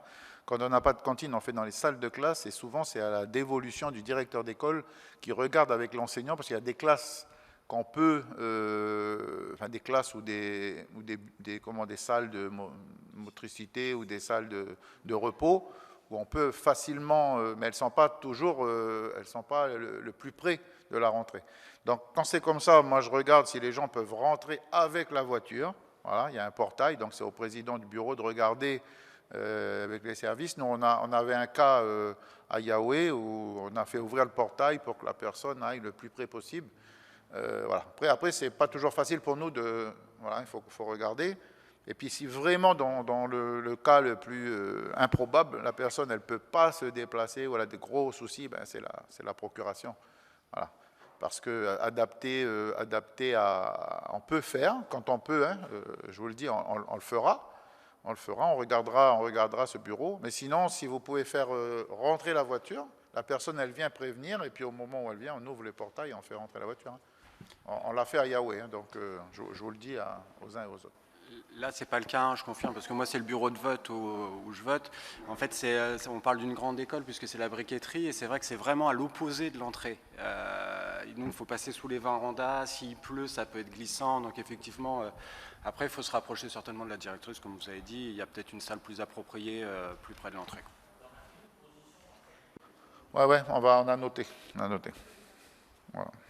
Pas d'autres interventions, donc je clôture ce conseil municipal, et ceux qui avaient souhaité avoir cette information, il y en a pour un petit quart d'heure. 10 bonnes minutes, un petit quart d'heure. Voilà. En tous les cas, c'est ce qu'on donne au service. Alors, on a reçu tous les mardis, là, depuis, on reçoit les familles qui ont vraiment souffert, là. Alors, monsieur le directeur? Messieurs, dames, bonjour. Gilles Monteferrario et moi-même. Mettez bien votre micro, s'il vous plaît, bien devant vous. Voilà. Gilles Monteferrario et moi-même vous proposons un point d'étape sur la gestion des glissements de terrain. Il est vrai que, contre les pluies abondantes et les dépressions de ces dernières semaines, la commune n'a pas été épargnée, et entraînant différents glissements de terrain sur la ville. Donc l'occasion pour nous aujourd'hui de vous faire un point sur les actions qu'a engagées la ville pour gérer cette situation exceptionnelle et accompagner au mieux les Mondoriens qui ont été impactés par ces glissements. Avant de rentrer dans le détail des faits et de la méthodologie qu'a mis en place la ville, il me paraissait important de vous rappeler que tout projet de construction fait l'objet d'une demande d'instruction. Alors, le but de l'instruction n'est pas de contraindre le porteur de projet, mais c'est bien de l'accompagner, de le conseiller dans sa démarche. C'est le but du service de l'urbanisme, de la direction des services techniques. Cette autorisation, lorsqu'elle est délivrée, elle peut comporter des prescriptions, comme par exemple une étude géotechnique ou un suivi géotechnique des travaux. Ce sont en fait des garanties qui sont demandées pour assurer la pérennité de la construction et la sécurité des habitants et de leurs voisins. Les démarches d'autorisation d'urbanisme sont donc instruites en prenant en compte différents aléas de mouvement de terrain. Alors, en termes de contexte, effectivement, les services de la ville se basent sur une cartographie des risques de mouvement de terrain qui est annexée au plan d'urbanisme directeur, on appelle le PUD. Cette cartographie a été dernièrement mise à jour et a été portée à connaissance du public en avril 2021. La ville se base effectivement sur des données qui sont mises à disposition par la DIMINC, qui est une direction du gouvernement et qui effectivement est chargée d'évaluer les risques géologiques et de diffuser la connaissance géologique. En partant de ces cartographies-là, la mairie, elle, est chargée de veiller à la sécurité des biens et des personnes par l'intermédiaire de ses pouvoirs de police et sa compétence maire d'urbanisme. Alors comment cette information est diffusée? De manière générale, l'information et la cartographie des risques de mouvement de terrain, elle est communiquée par le service de l'urbanisme à toute personne qui en fait la demande. Elle est également transmise systématiquement au notaire dès lors qu'il y a un transfert de propriété, transfert d'un bien immobilier via un formulaire qu'on appelle le formulaire de renseignement d'urbanisme. Voilà. Donc chaque demande d'urbanisme sont instruites en prenant en compte ces différents critères. Là, typiquement, on parle du critère de mouvement de terrain, il y a aussi un critère d'inondation. Donc ça, c'est pour le contexte. Voilà, pour un petit peu vous implanter le décor. On va vous faire effectivement un point sur les éboulements qu'ont connu la ville. Donc concernant l'état des lieux des glissements de terrain, vous remarquerez qu'il y a effectivement eu deux grandes périodes d'effets météo. Donc effectivement en 2018 avec la première dépression Dovi, cyclone, et puis ce qu'on appelle nouveaux éboulements depuis janvier 2022, pardon, Ola pour 2018, excusez-moi, et Dovi pour 2022. On a depuis 2018 jusqu'en 2021 43 de cas déclarés qui ont fait l'objet d'études et en tout cas de prise en compte par la ville. Sur ces 43 cas, nous avons 25 cas qui ont été soumis à un arrêté d'évacuation, 8 d'entre eux ont été levés et 10 cas ont été déclarés sans arrêté d'évacuation. Concernant les éboulements de 2022 Dovi-Philly, 87 cas déclarés. Donc les cas déclarés, on a tous vu malheureusement des maisons qui sont tombées, on a vu également des routes qui sont parties, mais dans tous les cas déclarés, il y a également ce qu'on appelle des petits désordres, hein, des arbres tombés, des éboulements sur la voie publique. Donc tous ces cas-là ont été recensés et ils ont fait l'objet pour 31 d'entre eux d'arrêtés d'évacuation et 56 cas d'entre eux n'ont pas fait l'objet d'arrêtés d'évacuation. Alors comment on a travaillé? Donc cette méthode, elle a été mise en place à partir de 2018. Elle a été affinée là, avec 2022 puisqu'on a eu des situations un petit peu différentes. Bon, ce qu'il faut retenir, c'est que dans un premier temps, il y a effectivement une visite sur place de l'ensemble des cas qui ont été signalés, hein, soit par des appels à la police, soit à la DSTP, soit des constatations lors des reconnaissances des services. L'organisation elle est faite autour de la direction de la sécurité et pour la partie pilote et gestion du dossier et pour la partie référence technique et avis technique de la DSTP. Donc c'est un dossier qui est mené de front par deux directions, en interdirection. On a d'abord mis en place une base de données qui est commune aux directions de la ville et à disposition des élus et des décideurs de la ville, qui permet de faire un suivi individualisé des dossiers. On a bien entendu mis en place des arrêtés d'évacuation quand c'était nécessaire, après avis soit d'experts, soit avis techniques, visite sur place. Dans un premier temps, des travaux d'urgence ont été faits et sécurisés par la ville quand ça nécessitait des travaux qui ne pouvaient pas attendre et qui permettaient d'éviter la mise en péril de certaines personnes. Parallèlement à cela, le CSAS ainsi que la DEPAS, notamment pour les aides psychologiques, ont été intégrés au dispositif. Et enfin, on a, suite aux visites et puis aux avis de chacun et du travail sur la base de données, priorisé les situations, d'abord par les risques. Hein. C'est évident que des gens qui sont soumis à un risque grave et immédiat, ils font partie des priorités numéro 1, donc ils sont déjà soumis à un arrêté d'évacuation. Et puis on fait tout pour éviter qu'ils soient soumis au risque. La gestion des collectifs. Parce que dans certaines situations, et c'est le cas sur certains quartiers de la ville, des collectifs se sont montés, hein, puisqu'on a des zones où on a 4, 5, 6 arrêtés d'évacuation sur une même zone, parce que les gens sont concernés par un même et seul éboulement, de glissement de terrain par exemple. Bon, des situations familiales et sociales compliquées, hein, c'est sûr qu'on reçoit depuis maintenant de nombreuses semaines, et depuis d'ailleurs 2018, hein, on rencontre les gens sur le terrain, mais on reçoit depuis de nombreuses semaines des gens en mairie, et on a effectivement affaire à des situations qui sont financièrement et familialement très très compliquées, hein. Donc voilà, on est là aussi pour écouter, c'est trouver des solutions, donc grâce notamment à l'action du CCAS et de la DEPAS.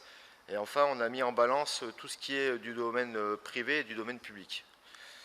Fort de toutes ces priorisations, en fonction des situations, des expertises, des études techniques sont mis en place pour déterminer les risques, déterminer les causes des risques, pour déterminer les responsabilités de chacun et les travaux nécessaires à la remise normale des situations.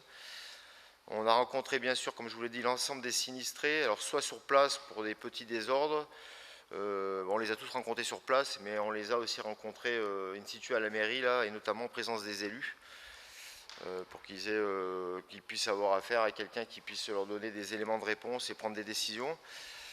Parallèlement à ça, des courriers ont été faits à l'ensemble des administrés. Alors pour ceux qui ont eu des visites d'expertise, c'est suivi d'un courrier pour expliquer ce qui se passe, pour expliquer le droit et devoir de chacun, c'est-à-dire qu'est-ce que la ville doit faire, qu'est-ce que les administrés doivent faire. Enfin, on organise des contre-visites pour voir si les préconisations des experts ont été suivies de travaux, ce qui permettra à l'issue et in fine, donc c'est le but c'est de lever les arrêtés d'évacuation et que les gens puissent retrouver une vie normale. Voilà pour la méthode de l'eau. Merci. On vous a indiqué sur la partie droite de la diapositive quelques chiffres clés. Tout à l'heure, Gilles vous parlait effectivement des travaux d'urgence qui ont été menés. Effectivement, Deauville a impacté la commune le 10 et 11 février, et dès le 12, les équipes municipales épaulées par des prestataires de la commune se sont mis au travail pour effectivement libérer certaines voies d'accès, certaines routes, nettoyer des exutoires d'assainissement qui étaient bouchés. Donc tous ces travaux qui ont été menés en urgence dans les 10 jours après le phénomène Deauville ont eu un impact financier non négligeable, puisque aujourd'hui ça s'élève à 11,5 millions pour la commune.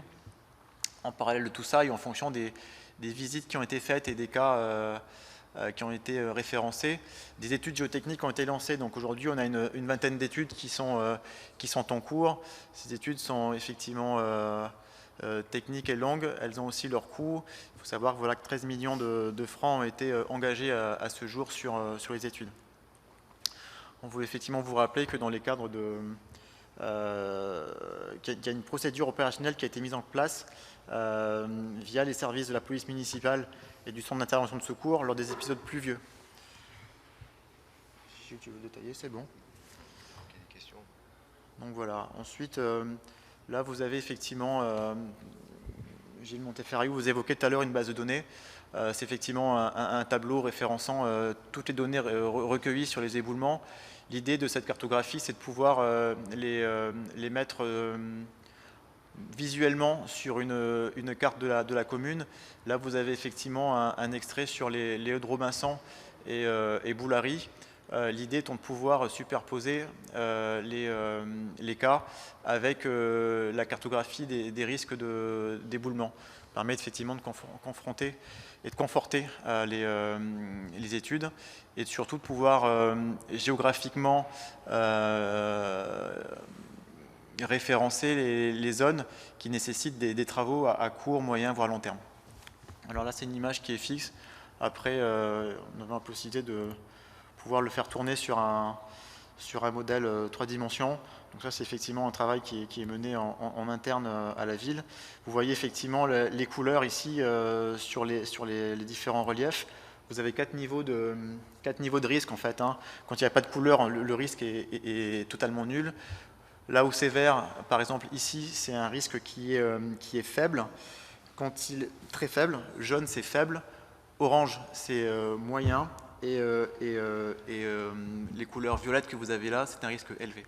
Donc en fonction de chaque niveau d'aléa, eh ben, l'instruction d'urbanisme est variable, et il est demandé, certaines pièces techniques pour pouvoir conforter les avis. Dans certaines zones, les constructions sont, comme vous pouvez l'imaginer, interdites, notamment sur les espaces violets et en partie sur les espaces orange. Donc voilà, donc, vous voyez par exemple sur cette cartographie que vous avez par exemple sur les hauts de Robinson ici, la rue des Cerisiers Bleus, des cas qui sont référencés. Vous avez la rue des Lavoixia, la rue des Sables notamment. On peut aussi visualiser ce qui s'est passé sur Yahweh. Voilà, c'est un outil pour nous épauler dans notre démarche sur la gestion des éboulements. Si vous avez des questions, n'hésitez pas. Alors si je pouvais rajouter, c'est de dire que l'objet de ces travaux-là, c'est d'abord, d'étoffer notre base de données, parce que on va peut-être un jour amener sur certains territoires, sur certains lotissements, sur certaines rues, à interdire la construction, par exemple. S'il y a une étude qui vient de la DIMINC et qui dit la zone est à risque, alors ça a déjà été le cas, on en avait déjà parlé sur les Hauts-de-Robinson. Eux, ils sont plus favorables à ce que ce soit chaque terrain qui fasse l'objet d'une étude de sol. Des fois, ce n'est pas que le terrain, c'est l'ensemble du bassin. Donc, nous, en tous les cas, c'est d'avoir un maximum de renseignements à donner aux gens. Ça, c'est pour ce qui arrive à la construction. Mais il y a souvent des ventes et des achats qui se font sans que la mairie soit au courant. Aujourd'hui, il y a des gens qui nous reprochent d'avoir laissé vendre. Voilà. Donc, maintenant, il faut aller... il faut servir d'agent aux personnes qui achètent. C'est impossible. Dire la personne, elle achète un terrain, c'est joli, c'est pas joli, enfin, tout ça, c'est subjectif. Nous, si on a des éléments et si les gens demandent le certificat d'urbanisme, et si ces éléments ont été portés au certificat d'urbanisme, parce que nous, si on n'est pas au courant qu'il y a eu des désordres, on ne risque pas de les mettre sur un certificat d'urbanisme. Mais si on est au courant de ces désordres, si on les inscrit sur le certificat, les gens peuvent savoir que dans tel ou tel endroit, il y a des désordres. Après, vous savez, c'est très subjectif. Hein, la personne, elle arrive, elle est là-haut dans les hauteurs, hein, on voit Nouméa, c'est beau, etc. Voilà, ils ont le coup de cœur, ils achètent. Nous, après, ils ne viennent pas nous demander, mais est-ce que derrière, le terrain va s'ébouler? Est-ce que... Voilà, donc, c'est très compliqué. En tous les cas, nous, tous ces travaux-là, ça va nous aider si les gens déposent bien leur permis de construire, parce qu'ils peuvent déposer le permis pour une maison, puis après venir faire un garage ou un mur sans autorisation, etc. etc. Et aujourd'hui, on s'aperçoit qu'il y a beaucoup de désordres qui ont eu lieu, parce que la plupart du temps, c'est une erreur humaine. Ce n'est pas que les grosses pluies, même si c'est la pluie qui a créé ces désordres. C'est souvent des erreurs humaines, voilà, qui ont été cachées, il y a des vices cachés. Alors, moi j'ai souhaité qu'on fasse ce travail pour aider les gens aujourd'hui qui sont dans des situations de panique parce que la route va leur tomber dessus, parce que la maison elle s'est fissurée en deux, parce que la maison est sur le toit, etc. Puis après, il y a tous les gens qui vont avoir des risques dans les années qui viennent. Donc, les études théotechniques que la ville paye, c'est quand même pas tout à fait normal. C'est quand même des trucs privés. Mais on va partir du principe que c'est un principe d'information et on va faire ces études. Parce que c'est dans le cadre d'un phénomène climatique unique et important. Voilà. Après, ça risque d'être de plus en plus souvent, et je ne sais pas si on aura les moyens après de payer, parce que là, une fois qu'on a fait le diagnostic, il faut faire les réparations, ou il faut faire les murs, ou il faut faire les assainissements, et là, ce n'est pas à la ville de payer, vous comprenez bien, ça ne sera pas à la ville. Donc après, ce sont des aides qui viennent normalement de l'État. Aujourd'hui, l'État, là-dessus, ils ne sont pas du tout prêts à payer quoi que ce soit. Les assurances, qui sont plus ou moins aujourd'hui ouvertes à payer ou pas, souvent c'est pas. Voilà. Et après, nous, c'est ce qu'on a fait. On n'a pas parlé là, mais c'est dans ces cas-là, on a aidé au logement. On a payé avec le CCAS, on a aidé à payer le loyer. Voilà, pour ne pas laisser le plus de familles dans cette situation de détresse. Mais à un moment, il va falloir que, voilà, nous, on peut faire que, j'allais dire, pour une période de 6 mois. Aider les gens à se retourner, à sortir un peu. Vous savez, il y a des gens aujourd'hui, là, ils sont dans leur maison, ils ont fait des dépressions. Hein. Ils pensent que la route va leur tomber dessus ou que le talus va partir. Donc, c'est très anxiogène. Donc, le rôle de la ville, c'était d'aider sa population. On en avait parlé ici, hein, à ce conseil. C'était vraiment d'aider la population à y voir un peu plus clair et puis à se sentir aidé. Parce que dans ces cas-là, vous savez, il n'y a pas beaucoup de gens qui viennent vous aider. Hein. Voilà, en tous les cas, merci. C'est une présentation qui est pas détaillée, mais je peux vous dire que, je l'ai dit tout à l'heure, tous les mardis, vous avez des groupes de personnes qui viennent ici, et à qui on explique à nouveau les procédures, on les aide, qu'est-ce qu'il faut qu'ils fassent, qu'est-ce qu'il faut qu'ils aillent chercher comme papier, etc., pour constituer leur dossier et aller demander réparation. Je vous dis même qu'il y a beaucoup de gens qui ont porté plainte contre la ville également, parce qu'en disant c'est la faute de la ville, ils ne nous ont pas dit. Voilà. Et c'est compliqué avec les juristes, avec la loi, avec le droit, parce qu'on peut être amené à être condamné et on ne sait pas pourquoi. Enfin, en tous les cas, je vous dis ça comme ça, parce que des fois, vous voyez arriver des débuts d'arrêt là qui sont un peu incompréhensibles. On veut tellement donner la main aux gens qu'il faut bien taper sur une administration, et bizarrement, c'est la commune. Donc il faudra qu'on fasse attention, parce que, par exemple, on avait pris un arrêté d'évacuation pour une famille, parce qu'en même temps, il faut protéger l'institution. Et bien, le gars est allé au tribunal, ça a été cassé par le tribunal. Voilà. Le tribunal a dit non, si le risque est avéré tout de suite, oui, mais si ça fait 2 mois, 3 mois, c'est qu'il n'y a plus de risque. Enfin, ils considèrent que c'est un peu dangereux en plus, hein. Mais enfin, en tous les cas, ils ont cassé notre évacuation, notre obligation. Donc nous, on s'adapte aujourd'hui avec des juristes qu'on a pris également pour essayer de trouver la solution la meilleure, et puis de protéger l'exécutif, enfin, et le conseil municipal, parce que sinon on risque de payer des sommes anormalement élevées. Voilà, messieurs, et si vous voulez plus de détails, bien sûr, les services sont à votre disposition pour venir travailler sur ce sujet. Voilà, merci bien. Je vous rappelle juste que le prochain conseil, c'est au mois de juin, le 23 juin, que la secrétaire de séance était Madame Vantard Tassipan, elle n'était pas au courant, donc je le dis. Et puis nous allons faire une visite à l'île Loing, le 25 mai. Le 25 mai. C'est un mercredi, c'est juste avant, pour vous rappeler, c'est juste avant le pont de 4 jours de l'Ascension. Donc on va faire un aller-retour parce que les gens de l'île Loing veulent voir la mairie. Voilà. Donc ceux qui... Ben, c'est pour ça que je lance le... Donc s'il y en a qui veulent venir, ils s'inscrivent. Et on vous fera également parvenir, je ferai une visite, juste un point, j'ai demandé aussi une visite de vallée, de Prony Resources. Donc si ça intéresse des gens, ben, vous vous inscrirez. Voilà, je vous remercie. Bonne soirée à tous.